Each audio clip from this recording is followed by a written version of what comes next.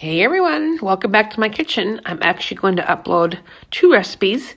I know we talked about being creative during this time of staying at home.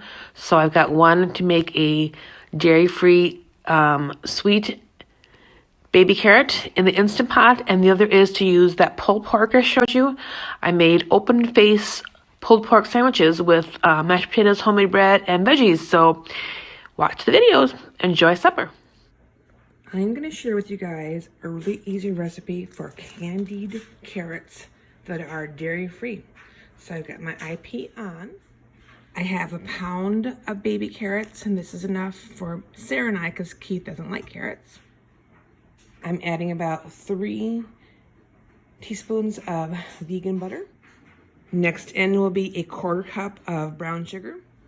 And the last ingredient that goes in is about about a teaspoon and a half of this all-purpose spice blend. Give it a quick stir to blend everything. Set your IP for 8 minutes. Make sure your lid's on pressurizing or sealing. And this will be done in about 8 minutes. And I'll show you how it looks. So if you remember, this channel is about helping you guys make suppers during this quarantine time. They're quick and easy. So this, you guys, is the leftover pulled pork that I showed you how to make last week. I'm going to show you how to make a dairy-free gravy to put over mashed potatoes and homemade bread. So here's how you make a gravy without having to use dairy. So I have my meat heating in the saucepan, and with the meat is about 2 tablespoons of vegan butter. You can use almond butter, you can use a olive oil based butter, but it is dairy-free butter. That's going to help form our roux. So this is our meat cooked down with the vegan butter, and to that we're going to add flour and cook it down, and you're going to add about 3 teaspoons or a tablespoon of flour to make your roux. Flour and butter will make your roux. So you're going to stir that in and cook the flour out. You do not want to add spices to it because remember, this meat was seasoned when you roasted it last week, so don't do salt or pepper yet. So remember, this is dairy-free, so typically I'll use milk for my roux, but in this situation, I'm going to use unsweetened almond milk. And you're just going to add that in. So I started adding in my almond milk. You see it's super thick right now. Obviously, it's still too thick. So I'm going to pour in about another cup of the almond milk.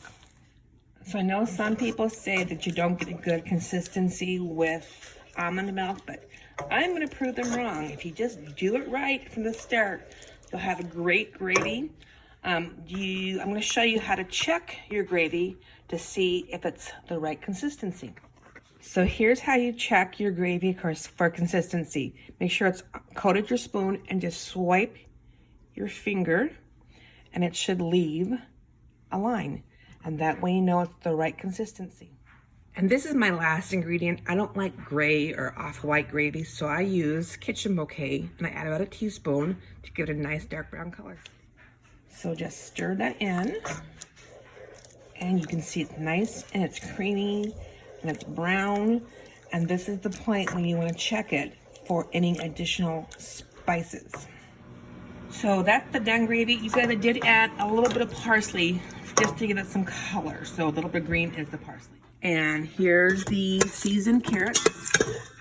Just a note, I did not add moisture in the beginning because as the carrots or as the butter melts, it provides the moisture needed to build up pressure in the pot. So there is our seasoned baby carrots. There you have it. Seasoned baby carrots without using dairy and pulled pork sandwiches without using dairy. If you would like a recipe to be made for you guys, or if you have requests on how to make something, let me know.